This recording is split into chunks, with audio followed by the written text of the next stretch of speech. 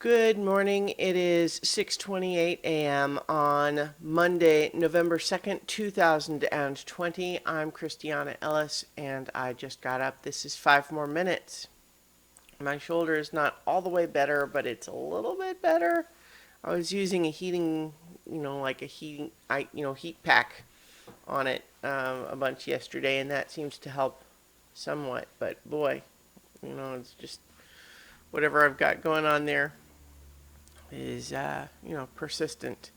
Now I wonder if, because I know that skeletal muscular sorts of things can absolutely you know interrelate.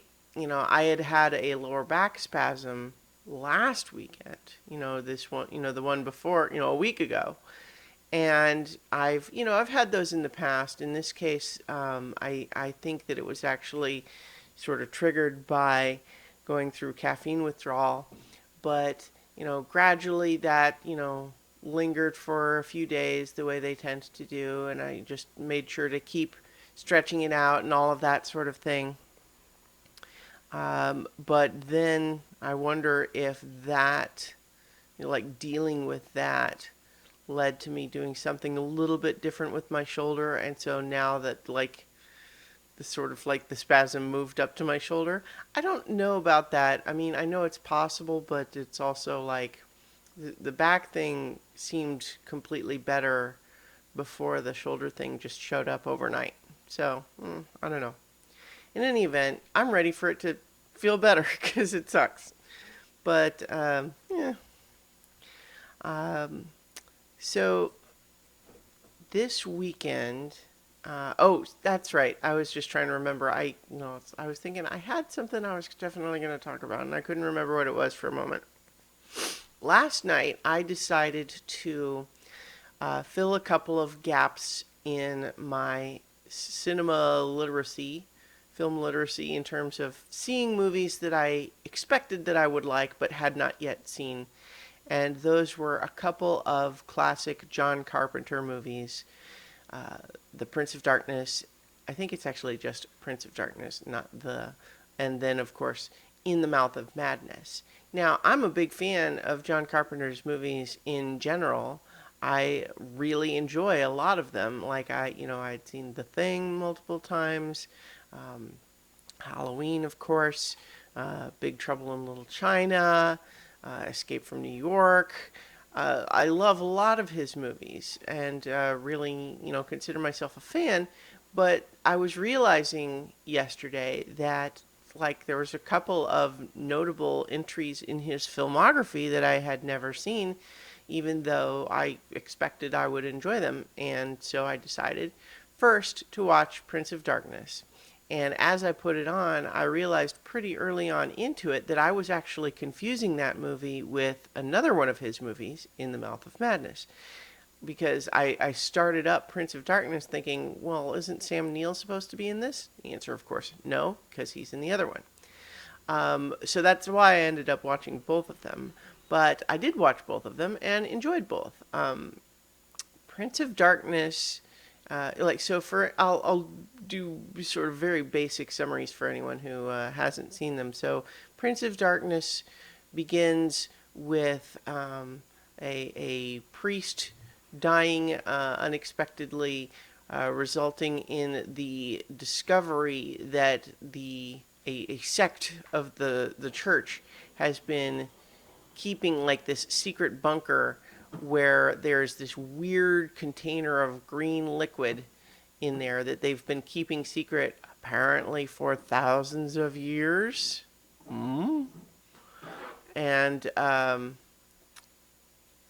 like some of that math is a little weird, like because they're clearly in the United States, but like like did they move it at one point? I guess they probably did. The point is though that like it becomes so the people who now have to deal with it don't know everything about it because the guy who was sort of in charge and was supposed to like pass on the keeping of this thing to someone else died before he was able to do so.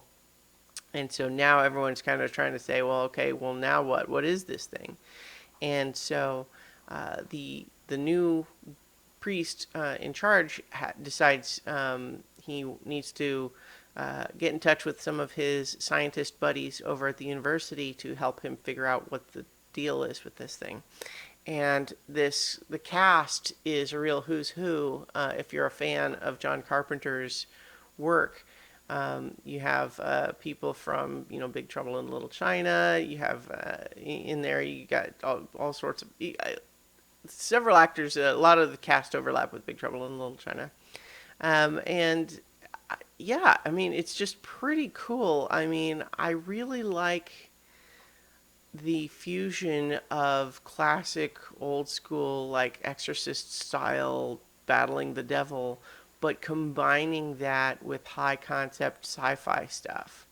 um, it's pretty good. I feel like they kind of oddly undersell some of the horror early on, because you get some of these researchers that get infected with the green stuff and are like zombies under the thrall now. But like, there's a while where several of the people who are sort of being controlled by this thing really like there's no makeup effect at all. Like maybe they look a little bit pale and they kind of just stare, but it seems a little bit like I don't know, not to second guess John Carpenter, but if it were me, I would have tried to have some sort of an effect to make it look a little bit more clear that it's not just a person standing there and acting weird. But it's fine. Certainly the effects, the makeup effects and everything show up when they need to, and some of them are pretty good, and I really enjoyed it. Now, In the Mouth of Madness is the movie that I was kind of originally thinking of when I put on Prince of Darkness. But that one stars Sam Neill as an insurance guy. So, a book publisher for Sutter Kane, who is this incredibly famous horror novelist in the movie. The publisher is talking about invoking an insurance clause because their big cash cow author, Sutter Kane, seems to have gone missing shortly before handing in the completed manuscript for his latest book. That's a big deal for them. But Sam Neill shows up because he works for the insurance company, and he's trying to make sure, like, come on now, is this guy actually missing, or is he just having trouble finishing the book? What's going on?